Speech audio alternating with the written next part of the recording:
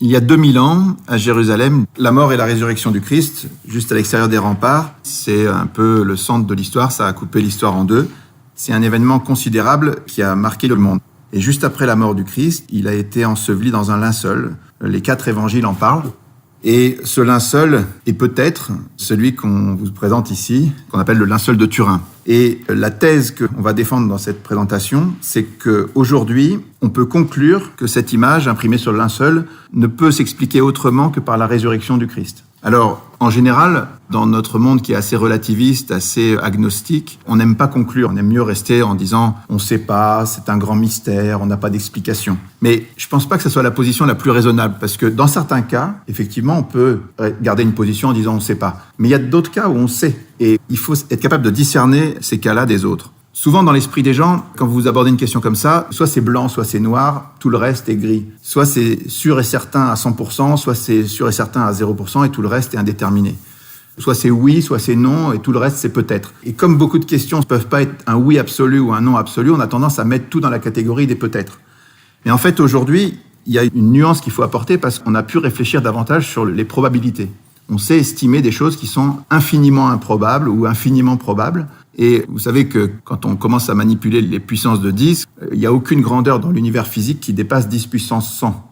Donc quand on atteint des 10 puissances énormes à cause des probabilités, on peut dire que c'est quasiment zéro. On peut affirmer qu'on est dans une probabilité nulle. Donc je pense que dans le cas du linceul, on va se rapprocher de ces choses-là. Le mot des probabilités, on l'utilisera souvent. On utilisera aussi le mot souvent de singularité pour montrer à quel point ce linge est unique et singulier. Voilà. Donc, après des décennies d'études scientifiques, sur cet objet qui est maintenant le plus étudié au monde, il y a eu 500 000 heures de sciences de haut niveau pour étudier le linceul, ce qui est unique au monde. En fait, ce linceul pose une question. Est-ce que Dieu a voulu nous laisser une preuve matérielle qui témoigne de la réalité de la passion et de la résurrection du Christ? Un objet matériel qu'on ne peut pas expliquer autrement que par la réalité de la passion et de la résurrection du Christ. Alors, quand on pose la question ainsi, en général, les réactions sont irrationnelles. Il y a des gens qui vous disent « c'est pas possible, Dieu peut pas faire ça, notre liberté en souffrirait, la foi c'est pas ça, la foi il faut croire et se jeter dans le vide ». Alors, je crois que sur tout ça, on a une deuxième rectification à apporter, c'est que la foi catholique, on se trompe souvent sur ce que c'est. Déjà, le Concile Vatican I a affirmé clairement qu'on pouvait accéder à la connaissance de Dieu par la raison naturelle seule.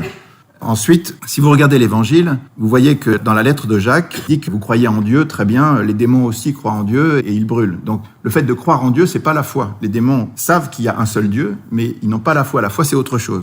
Ce que je veux dire, c'est que c'est pas parce qu'on a la preuve de Dieu que notre liberté et notre foi ne sont pas possibles.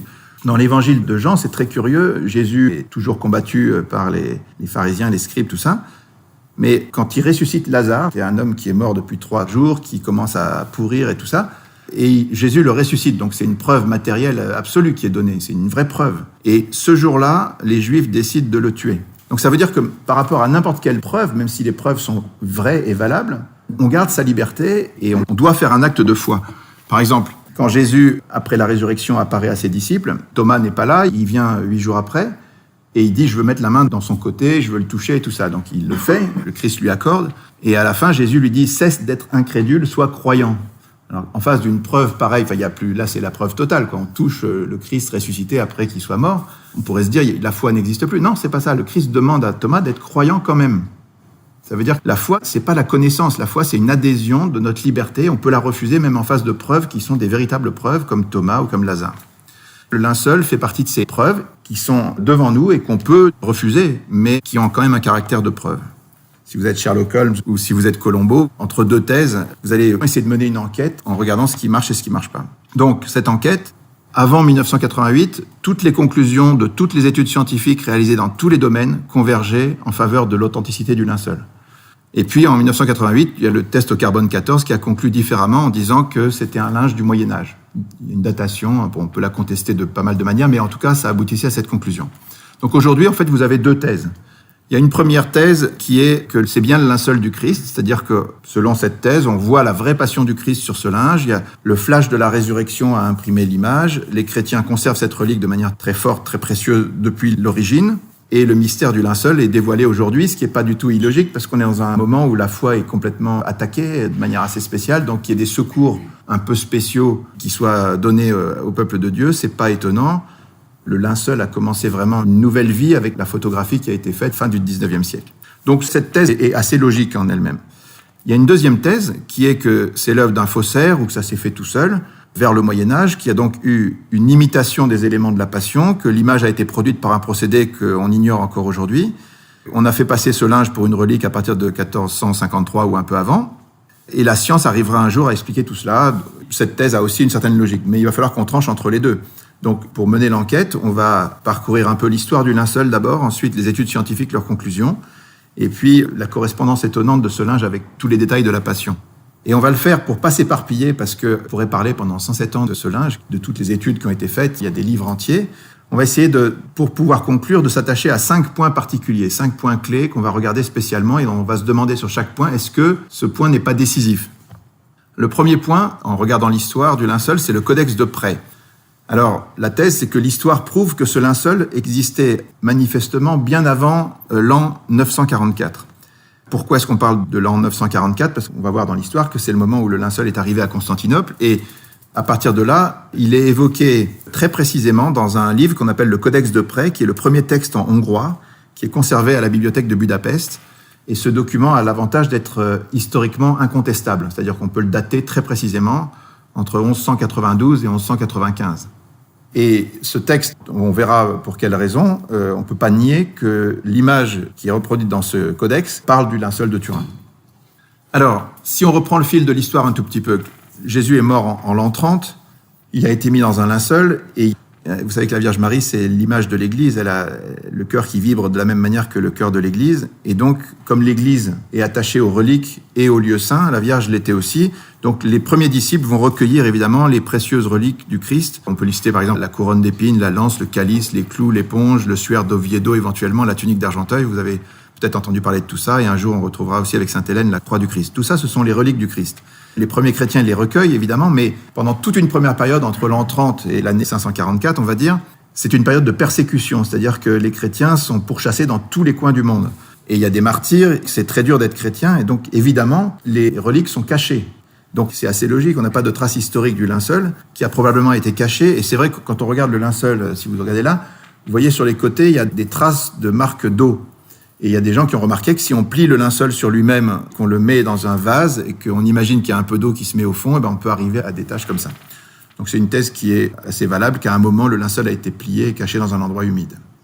Ensuite, l'année clé, l'année étonnante, c'est 544. Qu'est-ce qui se passe en 544 ? Tout d'un coup, il y a cette nouvelle qui est historique, qu'à Édesse, au nord de la Mésopotamie, une image miraculeuse, non faite de main d'homme, a repoussé les ennemis perses.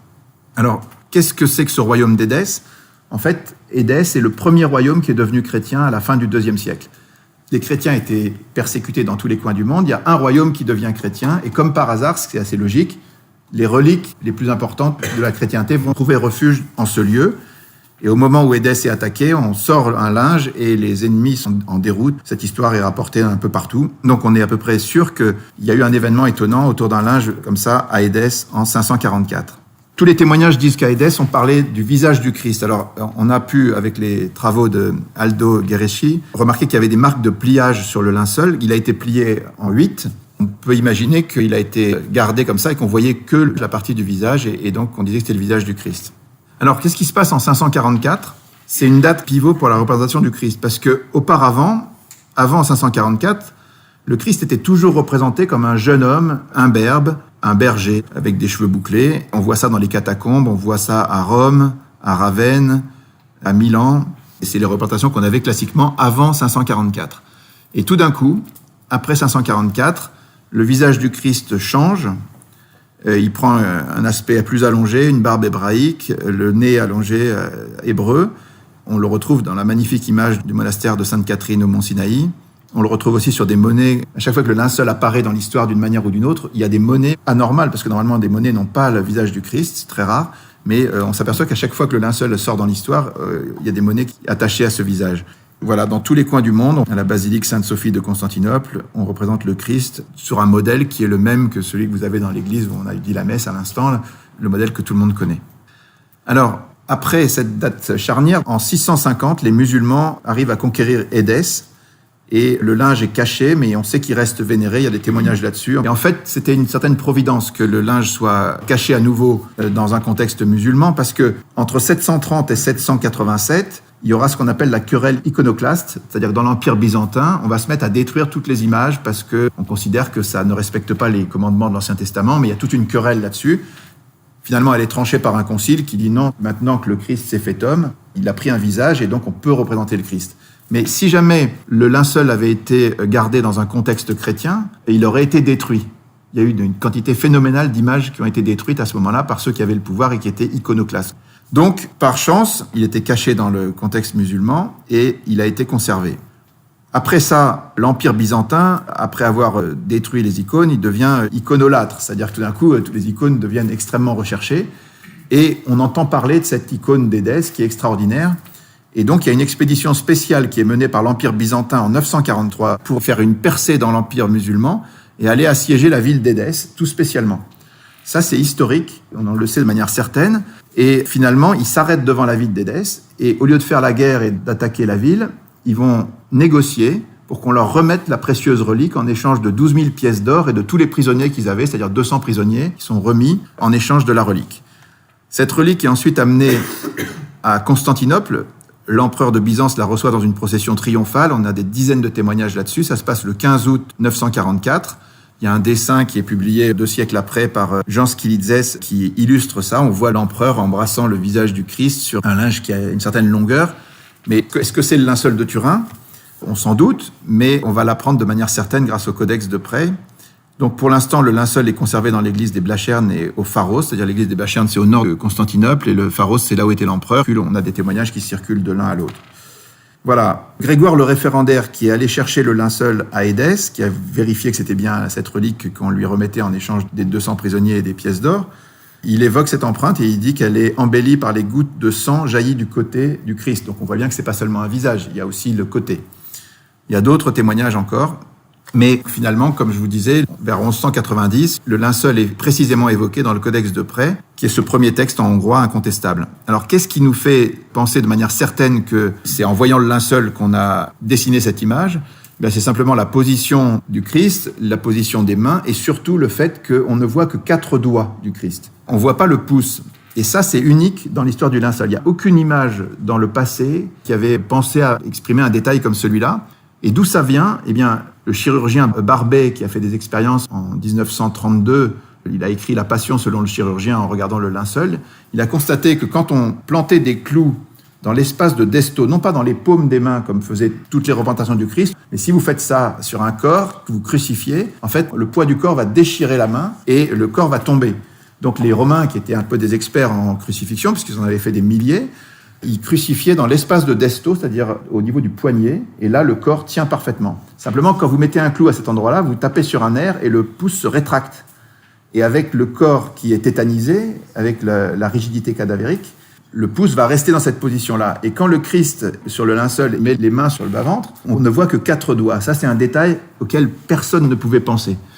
C'est un détail qu'on voit sur cette image et qu'on ne voit sur aucune autre image avant le linceul. Donc, on est en présence d'un cas d'école, de quelque chose d'absolument incontestable. Et si vous regardez d'autres détails du Codex de Près, vous voyez qu'à un endroit sur le linge, il y a 4 points qui forment un L. Et en fait, sur le linceul, si vous regardez, vous voyez sur la partie gauche, là-bas, 4 points qui forment un L en haut et en bas. Suite à un incendie, il y a eu des trous qui ont été faits dans le linceul. Donc, ce détail-là, qui est reproduit sur l'image du Codex de Près, ne peut pas non plus être inventé. On est sur des choses absolument incontestables. Voilà. Il y a plusieurs autres détails, on ne va pas rentrer trop dans les détails justement. Alors l'histoire se poursuit en 1203. Il y a un chevalier français qui s'appelle Robert de Clary qui arrive et qui dit qu'il a vu le siloane, c'est-à-dire le linceul du Christ, où notre cire fut enveloppée, qui chaque vendredi se dressait tout droit, si bien qu'on pouvait y voir la figure de notre Seigneur. À Constantinople, tous les vendredis, on exposait le linceul dans toute sa longueur, se dressait tout droit, pour qu'on puisse venir le vénérer. Et puis, arrive cette fameuse date de 1204, 14 avril 1204. Vous savez que la 4e croisade, avec 33 000 croisés français et 17 000 Vénitiens, attaque Constantinople et il pille la ville pendant 3 jours. Ces 3 jours d'horreur, un vrai scandale entre chrétiens. Et à cette occasion, Robert de Clary, donc le chevalier, précise en 1204 que plus jamais personne, ni grec ni français, ne sut ce que le linceul devint quand la ville fut prise. Simplement, on sait que c'est un Français, le chevalier Othon de la Roche, qui pénètre dans l'église des Blachernes, à l'endroit où le linceul était certainement. Et puis, 1 an après, en 1205, le prince byzantin Comène proteste auprès du pape Innocent III et il lui écrit une lettre contre les exactions des croisés en demandant la restitution du linceul. Voilà ce qu'il écrit. « L'an dernier, au mois d'avril, détourné d'une prétendue libération de la Terre Sainte, l'armée croisée est venue dévaster Constantinople. Au cours de cette dévastation, les soldats de Venise et de France se sont livrés au pillage des édifices sacrés. Ils ont pris les trésors d'or, d'argent et d'ivoire et se les sont partagés. Aux Vénitiens, les reliques des saints, aux Français, ce qu'il y avait de plus sacré parmi ces dernières, le linceul où fut enveloppé après sa mort et avant sa résurrection notre Seigneur Jésus-Christ. » C'est une lettre officielle du prince Comnène, et il précise un peu plus loin « Le vol de si nombreuses choses sacrées va contre le droit des hommes et les lois de Dieu. Nous savons que ces choses sacrées sont conservées à Venise, en France et autres pays des pillards, le sacré linceul étant à Athènes. » Et puis, on s'aperçoit que la même année, en 1205, c'est le chevalier franc-comtois Othon de la Roche qui devient duc d'Athènes avec les Champenois, les Bourguignons et les Francs-Comtois. Des Français donc qui règnent pendant un peu plus d'un siècle à Athènes et qui vont en être chassés par des Catalans. Et donc, après cet épisode où on sait que le linceul est passé par Athènes, on retrouve justement en France, en 1357, la première exposition en France du linceul à Lirey en Champagne. Et à l'issue de cette exposition, le linge est récupéré à partir de 453 par la Maison de Savoie, qui le garde jusqu'en 1983 et qui le cède au Vatican. Voilà, donc on connaît très très bien l'histoire qui s'est passée en France, mais on connaît aussi très très bien toute l'histoire avant. Et on revient sur ce point, le Codex de Près témoigne de manière incontestable qu'il s'agissait bien du linceul, et on peut le retracer donc jusqu'à Édesse. Ça veut dire que ce n'était pas un linge du Moyen-Âge, ça veut dire que la thèse numéro 2, elle est déjà annulée. C'est pas vrai que le linceul venait du Moyen-Âge. Deuxième point auquel on va s'attacher, c'est que le linceul est un négatif. Alors, on sait qu'il existe depuis des siècles, et on sait aussi que cette notion de négatif est totalement inconnue avant le 19e siècle. Il n'y a aucune image d'aucune sorte qui représente un négatif avant le 19e siècle. Alors, pour la petite histoire, Sainte Thérèse de l'Enfant Jésus et de la Sainte Face est partie au ciel en 1897. Elle avait promis de passer son ciel à faire du bien sur la terre. Elle avait évidemment une dévotion particulière à la Sainte Face du Christ, puisqu'elle l'a mis dans son nom. Et juste un an après, c'est la grande ostension du linceul en 1898, donc c'est une année où l'Église décide de faire une ostension solennelle, dans un contexte anticlérical assez fort, fin du 19e, donc tous les renants, enfin tous les contestataires de la foi et le miracle étaient considérés comme quelque chose d'impossible. Les croyances chrétiennes étaient ridiculisées et c'était jugé d'un autre âge. À ce moment-là, il y a un amateur qui s'appelle Segundo Pia qui est autorisé à faire la première photo du linceul. Donc à l'époque, quand on faisait des photos, c'était un peu plus compliqué qu'aujourd'hui. Il fallait faire une plaque photographique, la mettre dans un révélateur dans une chambre noire. Et quand il fait ça, il sort dans sa chambre noire la photo du linceul et il s'aperçoit que c'est un négatif. Alors ça, sur le moment, la surprise a été totale. C'est-à-dire que ce qui est représenté en général en sombre était en clair et ce qui est représenté en clair est en sombre et avec les nuances. Vous voyez, un négatif photographique, vous savez plus ce que c'est parce que vous prenez des photos maintenant avec des appareils numériques. Mais à l'époque, quand la photo a été inventée, en 1826, par Nicéphore Niepce, qui a réalisé la première photo, vous la voyez ici, c'est la photo de sa maison. C'était donc un procédé par lequel on appliquait sur une vitre avec du sel d'argent, il y avait une lentille et l'image extérieure imprimée en quelques secondes sur la plaque de verre et changeait le sel d'argent, les couleurs du sel d'argent.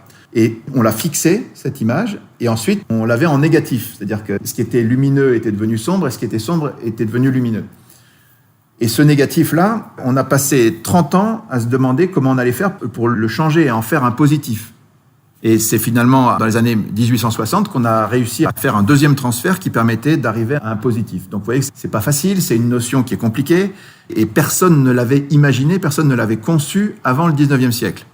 Or, le linceul est conservé et connu depuis longtemps, et il avait ce caractère d'image négative. Alors, quand Segundo Pia sort cette image, il montre ce visage qui est quand même très frappant, et ça fait l'effet d'une bombe. C'est-à-dire, pour la première fois, on voit un visage, mais on se dit, mais qu'est-ce que c'est que cette chose ? Est-ce que c'est le visage du Christ ? Et on commence par l'accuser de mensonge. On dit, c'est un menteur, il a trafiqué l'image, c'est pas la vraie. Alors, comme le linceul était à nouveau caché, puisqu'on le protège de manière extrêmement forte, c'est seulement dans les années 1930 qu'une deuxième photo du linceul sera faite, et qu'elle permettra de montrer, avec des huissiers, des experts, lors d'une ostension, démontrera que Pia n'avait pas menti. Mais sur le moment, tout le monde lui tombe dessus et on dit « mais c'est pas possible, c'est pas vrai ». Et il y a à ce moment-là des Français, le professeur Yves Delage, qui est un agnostique anticlérical, et son assistant Paul Vignon, qui veulent démasquer la supercherie et qui se mettent à analyser les photos de Segundo Pia. Et finalement, après analyse, ils sont complètement retournés. Et ils vont faire une synthèse qui va être présentée à l'Académie des sciences en 1902. Et ils vont conclure en disant « Il n'y a aucun doute, ce linge porte l'empreinte extrêmement réaliste d'un homme qui est mort crucifié selon la manière de l'Antiquité romaine. » Ils font tout un développement et ils concluent en disant « À notre connaissance, il n'y a aucun autre condamné romain à la crucifixion qui ait subi en même temps une flagellation, un couronnement d'épines et un coup de lance, toutes choses qu'on retrouve inscrites dans l'image du linceul. » Alors, ce rapport fait scandale, l'Académie des sciences n'accepte pas et le président, qui est Marcelin Berthelot, qui est un anticlérical notoire, refuse d'enregistrer la déposition et ce qui a été dit devant tout le monde. Pour la première fois, on refuse de l'enregistrer pour des raisons idéologiques. Et Delage répond à Berthelot ensuite dans une lettre que Jean d'Artigues cite souvent. Il dit « Si au lieu du Christ, il s'était agi d'un Sargon ou d'un pharaon quelconque, personne n'eût rien trouvé à redire. » Vous savez, en science et dans tous les domaines, il y a les présupposés philosophiques et les a priori qui comptent énormément. Même Einstein, quand on lui a proposé la théorie du Big Bang, il a dit non, c'est pas possible, on va faire autrement, on va mettre une constante pour empêcher que ça soit trop proche de la création biblique. Donc il y a des a priori qui comptent énormément, et là, on ne voulait pas que ce soit le linceul du Christ. Alors, suite à ça, il y aura des tas d'études. La plus importante, ça sera l'étude en 1978 du STURP, donc le Shroud of Turin Research Project, des Américains, 32 scientifiques américains, dont 24 viendront à Turin avec 6 tonnes de matériel et qui feront 300 000 heures d'études sur ce linceul, avec tous les moyens techniques possibles. Ces études, on va les regarder un peu de près, mais restons sur ce premier point. Simplement, le fait que ce soit une image en négatif, c'est juste impossible que quelqu'un l'ait conçu avant le 19e siècle. Cette idée de négatif n'existait pas. Il n'y a aucun exemple dans le passé. Au Moyen-Âge, la notion était inconcevable pour l'époque. Deuxième point, c'était inutile, parce que ça donnait un résultat assez médiocre, flou, disgracieux. Et pourquoi créer un négatif illisible alors que l'image aurait pu être faite directement en positif, comme sur tous les faux linceuls connus au Moyen-Âge. Et puis, troisième point, il y a quantité de détails qui sont à peine perceptibles à l'œil nu. Si vous vous rapprochez du linceul, vous voyez presque rien. Des choses qu'on peut appréhender avec des procédés photographiques très puissants, des procédés modernes. Et ces choses-là existent sur le linceul, il n'y avait aucune raison de les créer alors qu'on ne les voyait pas. Si jamais il y avait eu un faussaire, il aurait fallu qu'il travaille non pour ses contemporains, mais pour le XXe siècle. Globalement, c'est impossible. On peut s'arrêter sur ce deuxième point. À lui tout seul, il montre que le linceul ne pouvait pas être autre chose qu'authentique. Voilà un premier point sur la matière du linceul. Troisième point, ce linge est une sorte d'exposition de l'évangile de la Passion. On recense 18 détails inconnus au Moyen-Âge qui rendent l'image inconcevable aussi à cette époque. Toutes les études qui succèdent pendant un siècle vont conclure, donc comme on avait dit, de manière concordante, et c'est l'objet le plus étudié au monde. Alors d'abord, si on regarde le tissu lui-même, c'est un linge de 4,40 mètres par 1,10 mètre, qui est constitué d'un lin pur et tissé en chevron, c'est-à-dire un procédé de tissage qui était connu au Moyen-Orient au temps de Jésus. Et le lin pur avec un peu de coton, sans aucune trace de laine, ça correspond aux règles des métiers à tisser juifs. Pourquoi ? Parce qu'il y avait 2 textes de la Bible, dans le Lévitique et dans le Deutéronome, qui disaient qu'on ne devait pas porter sur soi un vêtement mêlé de 2 fibres différentes. Donc il fallait bien séparer la laine et le lin. Les métiers à tisser juifs avaient cette particularité, alors que dans tous les autres cas, il y avait toujours des petits bouts qui traînaient, on aurait trouvé un peu de lin ou un peu de coton. Chez les juifs, les choses étaient totalement séparées. Donc dans le linceul, on ne trouve pas de laine. C'est un deuxième point intéressant. Troisième point qui plaide pour l'authenticité, la nudité complète du corps. Jusqu'au Moyen-Âge, même quand on parle du linceul, on le rhabille. Donc que le corps soit entièrement nu, c'était pas du tout dans les mœurs. Il y a des gravures du linceul où on représente le linceul avec habillé pour éviter le nu. Donc ce point-là est intéressant aussi. Quatrième point très frappant, l'homme qui est sur le linceul a été violemment flagellé. On voit 120 traces de coups avec ce qu'on appelle le flagrum romain. Ce sont des petites haltères avec une double bille qui sont caractéristiques des fouets romains. Et si vous regardez bien dans le détail du dos du Christ sur le linceul, à chaque fois vous avez des petits couples comme ça qui correspondent à ces petites haltères avec lesquelles on l'a fouetté. Ça, c'était aussi très très dur à inventer pour des gens qui vivraient au Moyen-Âge. Et on voit bien qu'il a été fouetté par un frappeur à gauche et un frappeur à droite. En double éventail, comme on dit, il était pendu comme ça, comme on le voit sur cette image. Et les 2 frappaient de chaque côté, les coups se sont distribués comme s'il y avait vraiment 2 frappeurs. Donc ça, c'est des choses aussi très difficiles à inventer. 5e point, sur la tête, on voit de multiples traces de saignement causées par des épines qui ont percé le cuir chevelu. Alors, Jean d'Artigues insiste en disant, si on refait le fil de l'histoire, c'est évident. Sur le moment, quand les soldats ont improvisé la couronne d'épines du Christ, ils ont pris le premier buisson à côté, ils sont un peu piqué les mains, mais ils ont fait une sorte de couronne et ils ont cerclé ça avec quelque chose. Donc la couronne du Christ que Saint Louis a acheté si cher pour la garder à Paris, dans la Sainte-Chapelle, en fait, c'est surtout la partie qui entourait les épines. Voilà, donc cette logique qu'on déduit des évangiles, on la retrouve sur le linceul de Turin avec une couronne d'épines qui a percé le cuir chevelu du Christ, en bonnet et non pas de manière circulaire. Ensuite, il y a le coup de lance. Cet homme a reçu, après sa mort, on peut le prouver, un coup de lance sur le côté qui a percé le péricarde. Il y a eu des écoulements de sang qu'on peut voir sur le linceul. Et il y a eu aussi du sérum parce qu'on a fait de la spectrographie, c'est-à-dire qu'on a envoyé une lumière sur le linceul et on s'est aperçu avec la lumière qui a été réfléchie qu'il y avait des traces de sérum humain sur cette partie du Christ. Donc quand l'évangile dit qu'il va sortir du sang et de l'eau, on est pile dedans. C'est un détail aussi qu'on aurait vraiment du mal à inventer au Moyen-Âge. Au niveau du visage, on voit des coups violents, on voit le cartilage nasal qui a été dévié, des tuméfactions sur le nez et sur la joue, quelqu'un qui a subi des coups. C'est un 7e point. On a parlé de ces clous dans les poignets qui sont vraiment quelque chose de tout à fait extraordinaire. Toutes les représentations du Christ avant le linceul mettaient les clous dans la paume des mains et l'exactitude scientifique, elle est sur le linceul. Voilà. Il y avait aussi plusieurs études sur les pollens. Alors elles sont contestées parce qu'il n'y a pas eu de publication scientifique sérieuse. Jean d'Artic disait que la raison, c'était que quand les gens ont fait les recherches sur les pollens, ils ont appliqué des cols pour pouvoir extraire les pollens du linge et les cols déforment les pollens, donc c'est difficile à publier. Mais toutes les études ont dit qu'il y avait des pollens endémiques, c'est-à-dire des pollens qui ne se retrouvent que dans la zone de Jérusalem au moment de la Pâque, du printemps des Juifs. Donc, même si ces études sont contestées, c'est aussi un élément quand même important qui a été testé par plusieurs équipes. Un autre point qui, lui, pour le coup, n'est pas contesté, c'est qu'on a retrouvé de la poussière d'aragonite, la pierre calcaire de Jérusalem. L'aragonite existe dans d'autres endroits du monde, mais on la retrouve dans le nez, les pieds et un genou de l'homme qui est sur le linceul. Donc, dans l'hypothèse du Christ, ça colle parfaitement. Il est tombé dans sa passion, il a tapé sur le sol et qu'on retrouve des petits fragments de la poussière d'aragonite, ça se justifie complètement. Et si jamais quelqu'un devait créer un linceul au Moyen-Âge en France, jamais il penserait à mettre des petits cristaux d'aragonite de la pierre de Jérusalem pour tromper son monde. Enfin, c'est juste impossible.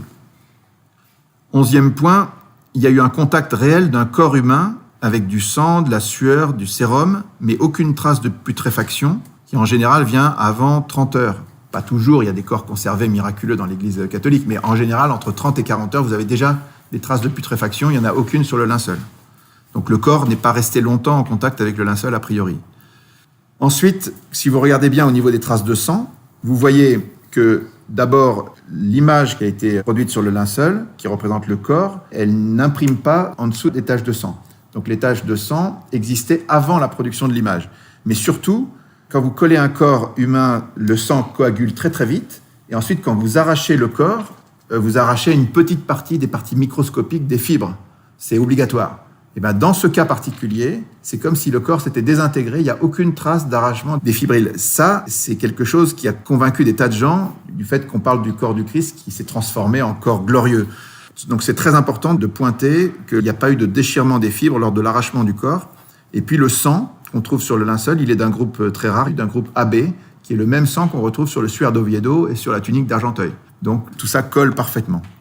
Dernier point très frappant, il y a un témoignage qu'il faut voir de Barry Schwartz, qui est un photographe juif qui a participé aux travaux du Sturp en 78. C'est un juif qui a suivi l'étude du linceul avec toute l'équipe et qui était passionné par tout ça. Mais il avait un point qui le gênait un peu, c'était que le sang sur le linceul était rouge. Et il dit, mais c'est pas possible, le sang, au bout de quelques heures, et en quelques années encore plus, il devient noir. Et finalement, un jour, on lui a appris que quand un corps est soumis à un stress intense pendant plusieurs heures, il émet de la bilirubine. La bilirubine qui est générée par le corps va fixer le sang dans le rouge. Et quand il a appris ça, donc si on parle du Christ, il a subi toute l'agonie, il a un stress terrible pendant toute la passion, son corps a été traumatisé et cette sécrétion de bilirubine justifie que le sang devait rester rouge. Donc là aussi, quelque chose de tout à fait frappant. L'homme avec qui j'avais travaillé à Los Alamos m'a rappelé et m'a dit « Barry, que sais-tu du linceul de Turin ?» J'ai ri et j'ai dit « Mais je suis juif !» Et il m'a dit « Moi aussi, il était juif aussi !» Il m'a expliqué qu'à ce moment-là, plusieurs scientifiques avaient pris une photo du linceul. Et il me dit qu'ils étaient tellement étonnés que cette image ait de telles caractéristiques qu'ils allaient rassembler une équipe de scientifiques pour voir s'ils pouvaient obtenir la permission d'aller à Turin et examiner le linceul pour essayer de comprendre comment cette image s'était formée.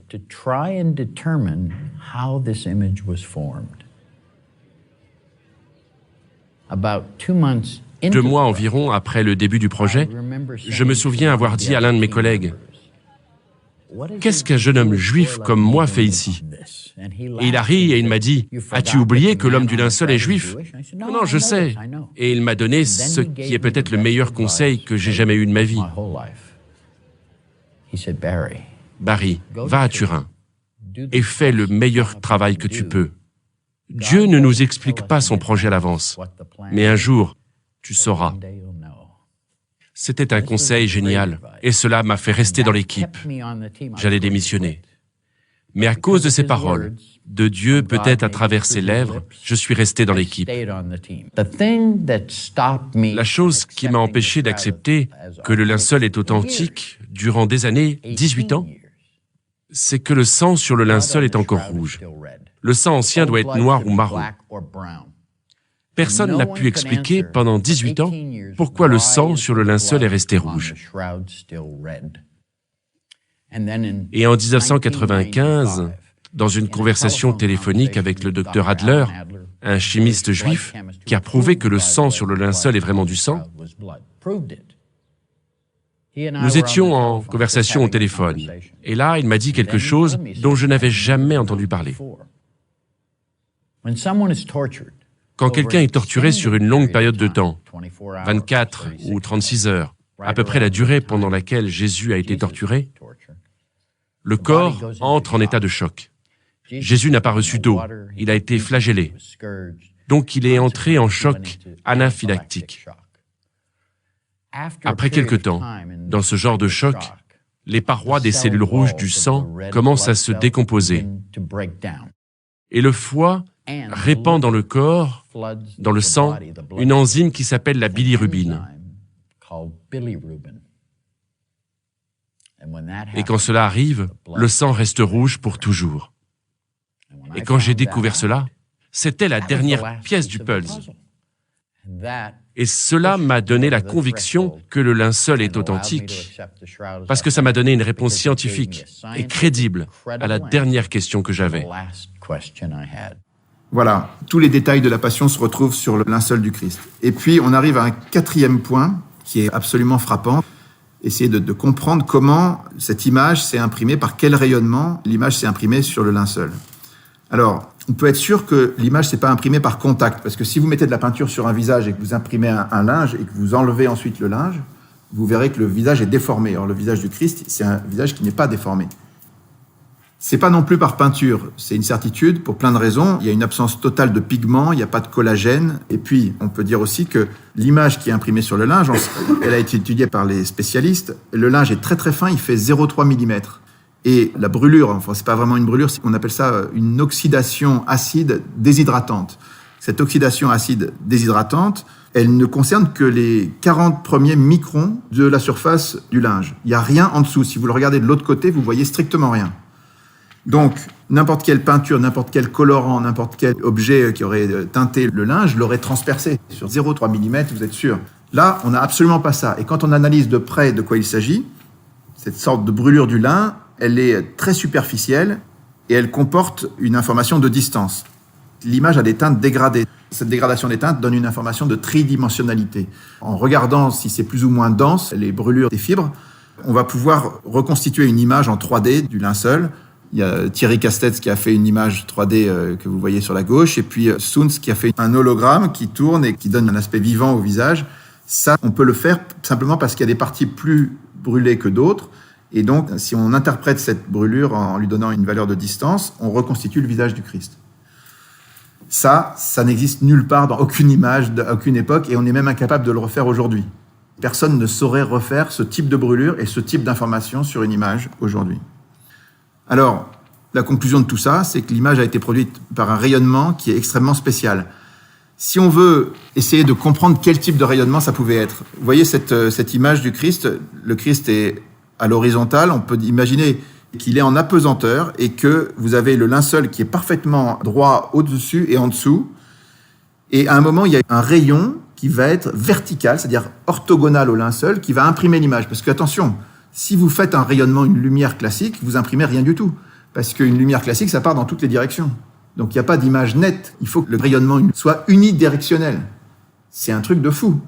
Si vous voulez que le corps s'imprime de cette manière-là sur le linceul, il faut que parte du corps un rayonnement d'autant plus puissant que la distance est courte. Vous voyez, le rayonnement qui crée l'effet de tridimensionnalité, mais aussi que ce rayonnement soit parfaitement orthogonal au linceul, qui doit être plat.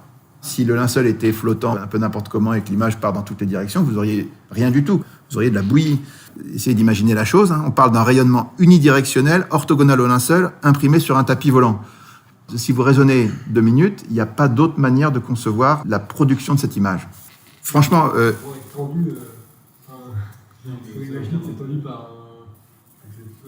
Oui, ça pourrait être tendu par autre chose. Ok, mais il faut qu'il soit bien plat. Et non, le truc le plus dingue, c'est que si jamais tu mets une bougie près d'un linge ou une très forte lumière, tu vas avoir un gradient de brûlure, mais pas une brûlure comme ça. Donc c'est ça qui est fou. C'est pas tellement la pesanteur et tout. Ce qui est fou, c'est le rayonnement directionnel.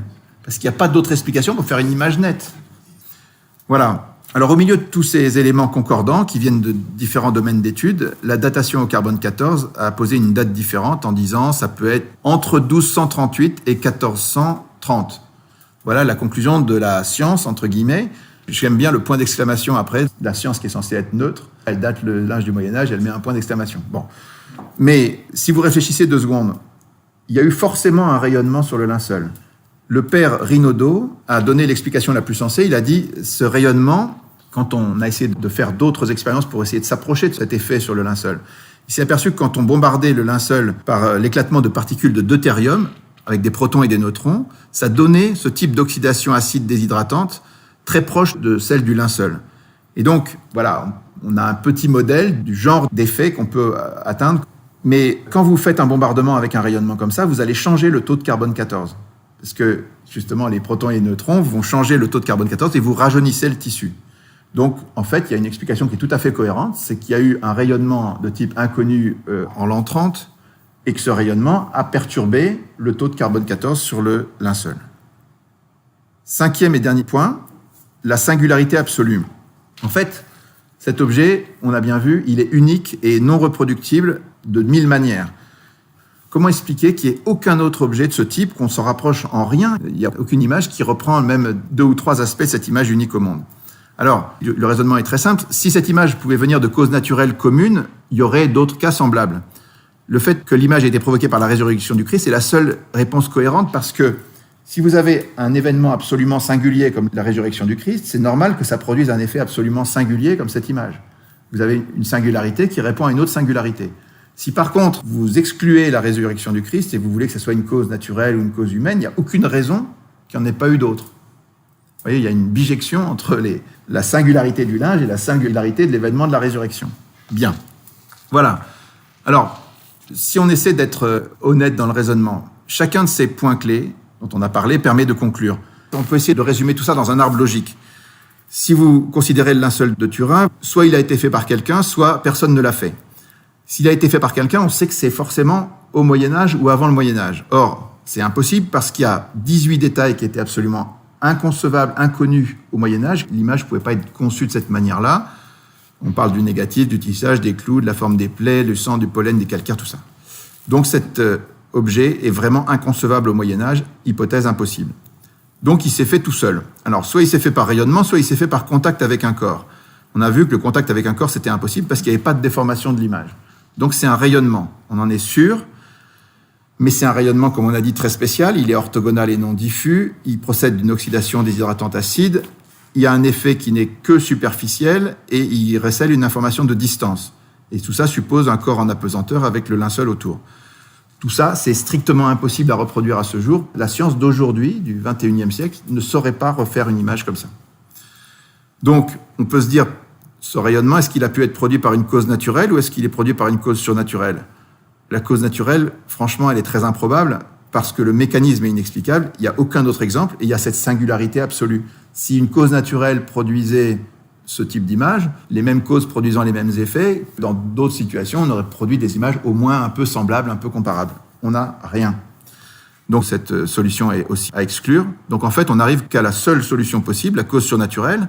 C'est la seule explication cohérente. Donc on parle d'une image produite par le flash de la résurrection, le corps du Christ avec l'intégralité de l'évangile de la Passion, parfaitement logique, une cause singulière qui explique un effet singulier. Voilà, on est dans quelque chose d'extrêmement logique. Donc en conclusion, à lui tout seul, ce linceul devrait changer le monde. C'est-à-dire que vous présentez la preuve matérielle. Et en gros, vous pouvez dire que l'athéisme est faux. Et alors l'islam en particulier, parce que l'islam dit que le Christ n'a pas été crucifié. Petite parenthèse sur l'islam, c'est quand même étonnant. L'islam dit que les chrétiens vont aller en enfer parce qu'ils croient que Jésus est ressuscité. Bref, ils associent à Dieu ce qu'il ne faut pas associer. Mais dans la vision de l'islam, c'est Dieu qui a substitué au Christ un sosie. Donc Dieu a trompé les chrétiens, en fait, en quelque sorte, et il va leur reprocher ensuite de croire que c'était vraiment Jésus alors que c'est lui qui l'a choisi. Donc, bref. Donc, dans l'islam, on dit que Jésus n'a pas été crucifié, donc si cela est Jésus crucifié, ça ne marche pas. Donc, la foi chrétienne est vraie, et quand on relit la Passion, on est touché aussi, parce que le Christ nous a aimés au-delà de tout ce qui est imaginable. Donc voilà, si on devait s'en tenir à un raisonnement rationnel, on devrait conclure qu'on doit se convertir, que le Christ est vraiment... Oui. Mais la question, c'est que, en fait, moi, c'est quelque chose que j'ai découvert dans le temps, parce que quand j'étais jeune, comme vous, je pensais que les gens étaient raisonnables, je pensais qu'on était tous raisonnables, et que c'était la raison d'abord, et qu'en fait, derrière ça, on suivait notre raison, on était des êtres raisonnables. Et bien, en fait, plus ça va, plus je pense qu'on n'est pas du tout des êtres raisonnables. C'est que la plupart des raisonnements se font sur le sentiment, les intérêts, et en fait... avouer que Dieu existe, avouer que le Christ est vraiment Dieu incarné, mort, ressuscité, ça gêne beaucoup de gens parce qu'ils ont l'impression qu'ils vont y perdre leur autonomie, leur liberté, ça remet en cause leur vie, donc ils préfèrent renier tout ça. Voilà un peu. Mais soyons rassurés, nous les chrétiens, on peut penser que la raison est avec nous et que le linceul est le vrai linceul du Christ. Voilà ce que je pense. Je vous remercie.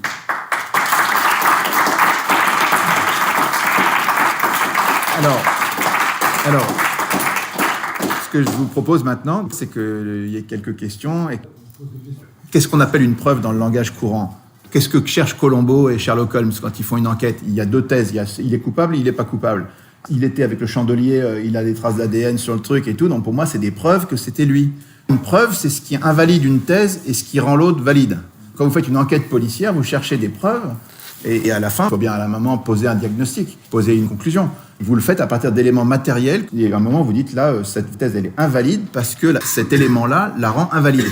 Moi, je dis que la thèse du Moyen-Âge, elle est invalide par le codex de prêt, absolument clair. Elle est invalide par les 18 détails qu'il y a sur le linceul. Elle est invalide par l'idée du négatif. Et elle est invalide par l'idée de la singularité de ce linge. Voilà. Chacun de ces éléments, à lui tout seul, il suffit à déblayer le terrain. Donc, bon. Et ce que je dis simplement, c'est que les preuves ne sont jamais contraignantes. Vous pouvez faire ressusciter Lazare, les Juifs disent si Jésus a fait ça, on va le tuer. Donc ces preuves n'empêchent pas la liberté. Une preuve vous laisse entièrement libre. Après, vous en faites ce que vous voulez, mais ça reste une preuve. Une preuve, c'est une croyance. Pardon ? Si on a une preuve de l'existence de quelque chose, c'est pas... Mais attends, c'est bien ce que je dis avec l'exemple de Thomas. Thomas, il met sa main dans le côté du Christ, il dit si je mets pas ma main dans son côté, si je mets pas mon doigt dans son côté, ma main dans ses trous, des plaies, je ne croirai pas. Ok, Jésus se montre. Et Jésus lui dit pas, maintenant, tu n'as plus besoin de croire puisque tu m'as vu. Non, il lui dit, cesse d'être incrédule, sois croyant. C'est hallucinant comme phrase. Ça veut dire qu'il lui donne une preuve totale qu'il est ressuscité 8 jours après l'avoir vu entièrement mort. Et il lui dit pas, tu n'as plus besoin de la foi. Il dit non, je te demande la foi. Parce que la foi, c'est pas une affaire de connaissance. La foi, ça concerne une adhésion.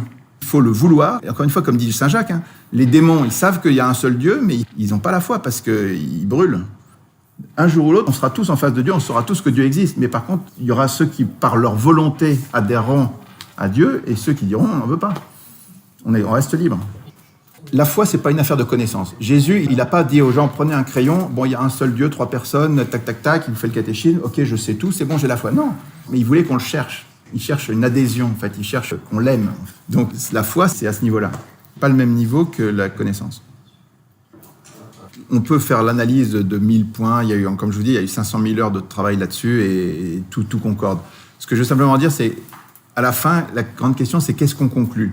Qu'est-ce qu'on fait de ce cadeau ? Parce qu'en fait, c'est un cadeau de Dieu.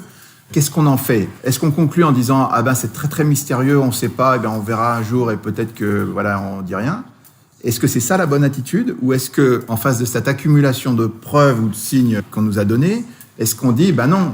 La probabilité que ce ne soit pas le linceul, elle est égale à 0 pointé, quoi. Et donc, on a un élément qui nous donne une preuve matérielle de la résurrection du Christ et de sa mort sur la croix, comme les évangiles en parlent.